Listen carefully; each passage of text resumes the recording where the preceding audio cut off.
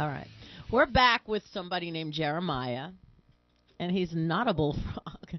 I know. How many times a week or day in your life did you hear that? But what you're talking about. You know, there's a new movie out called The Princess and the Frog, though, and I don't know if it's a bullfrog or not, but I really want to see that movie. Have you heard about that, Jeremiah? I have heard about it. Did you see it? No, I haven't, but I'm kind of excited because it's set in New Orleans. So. Yeah, I've heard a lot of mixed things about that movie. Actually, I'm a Disney princess freak. I love them, and you know, Jeremiah just triggered the bullfrog, and then the Princess and the Frog. You know, I talk in tangents, but here you are, and you have a lot to talk about because you're a busy musician in this town. I am. I just was like taking phone calls and texting and scheduling like literally right before I walked in this room. Can you share with what you were scheduling and texting? I'm trying to figure out. We have a show scheduled for January 24th. It's a Sunday at Public Assembly.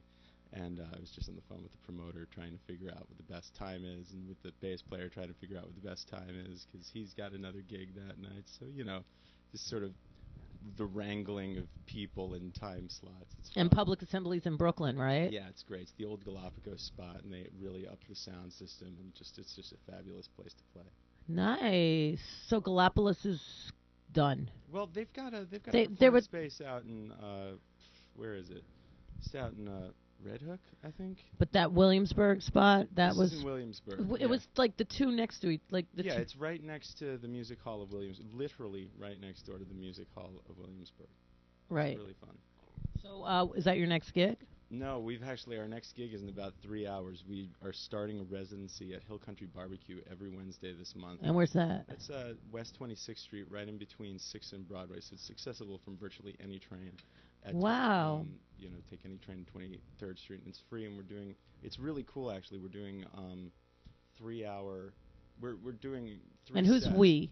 The Ramblers, my band. Okay. The band I play with most of the time is called the Ramblers, although I do my own solo thing and I right. play guitar with a bunch of other people as well.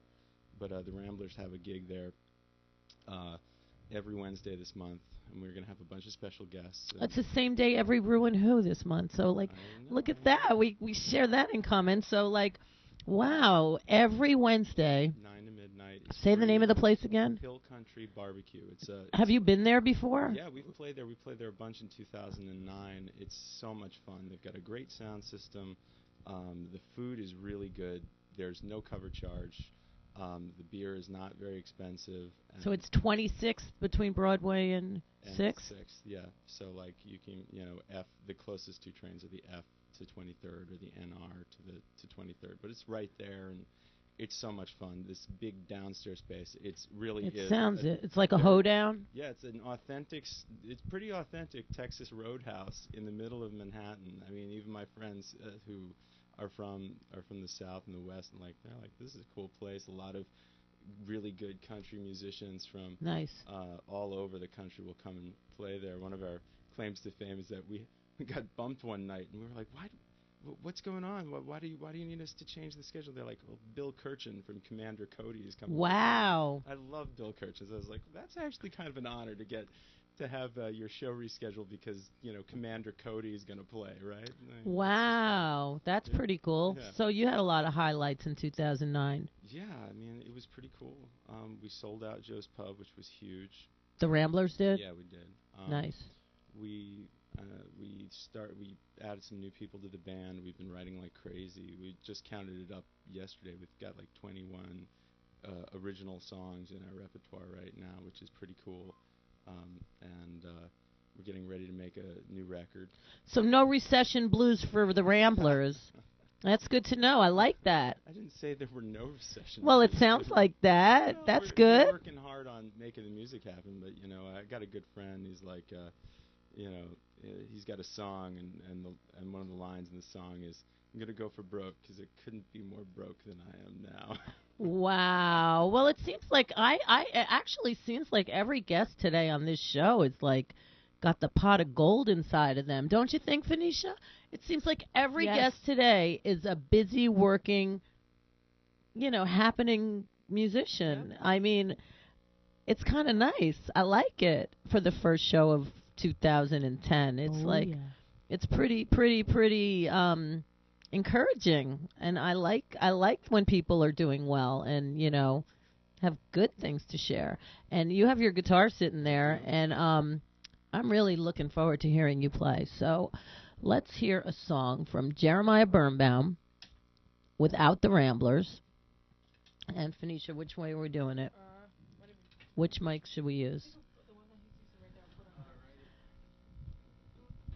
And you work at Banjo Joe's too? Banjo Jim's. Jim's. Whoops. Oh, I'm so glad it wasn't me.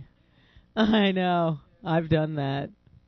Banjo Jim's, yeah, it's a Banjo Jim's. great I know. venue on 9th and C. Yes, it is. It's a sweet room. How often are you there? I am there on Fridays and Saturdays primarily, although I sometimes will substitute in for one of the other bartenders. Okay. But actually, it's pretty exciting. This month on Friday, which is Elvis's 75th birthday. And it's funny, Yeah. not to cut you off, but today this is the third time I'm even saying it. Today is January 6th, and it was the day that Elvis Presley made his 7th and final appearance on the Ed Sullivan Show. That's crazy. Yeah. And he would have been 75 on Friday. Wow. Long time gone. And the guy that was on like two before you reminded me of Elvis. He almost had an Elvis-ness. But, so Elvis is totally here today. Right on. Yeah. The point of bringing that up is I'm there on Elvis's birthday. On Elvis's birthday on this Friday, we're starting a happy hour series of music, which is hosted and curated by me. I love saying curated. Isn't Nate going to be there, Schweber? Yeah, Nate's going to be there. Nate's been here. Yeah, Nate's going to be there in February. Oh, February. He's going to be there actually every Friday. That's what I He's thought. going to be there right after my happy hour series is from 5 to 7, and for this month he's the 7 o'clock act. Oh, gotcha. Usually we just change the hours of the club to do this because there's a lot of acts that we felt that have the ability to stretch out a little more, and we wanted to give them that opportunity and expand our hours a bit because why not?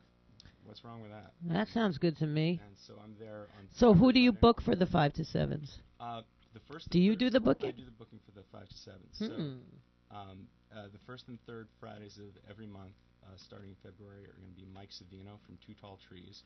We've got a great guy named Greg Gehring on the 15th, who's an amazing. January 15th? January 15th. He was a protege. That's my grandmother's birthday. Really? Martin Luther King's birthday. Cool. He was a protege of Merle Haggard. Nice. Not Merle Haggard, Bill Monroe. But lots of great acts. But so I'm there on Fridays, and then on Saturdays I co-host the open mic. Oh, you do? I did that once. The Banjo Jim's open Yeah. mic? Cool. That's I did. Great. It's fun. It is fun. It's just I just always forget. It's like midday. I want to get over there. I'm gonna have to get over there again. It's been really fun. It is I had a great time. We have a lot of great artists right now. It's wonderful. I've been doing hosting music series now for a few years now, and it's I'm sorry, and it's really there's nothing like being around artists who I'm continually amazed by. I know how hard. Yeah, not just talent, but just the enthusiasm. That people spirit. have the guts to get up and share what they've got, and that people have songs inside them. I agree. That's why I like this couch, because I get to see a lot of it too. Yeah, I've been watching some of the shows. It's fun. Oh, thank you so much. So let's hear you right now, Jeremiah Birnbaum.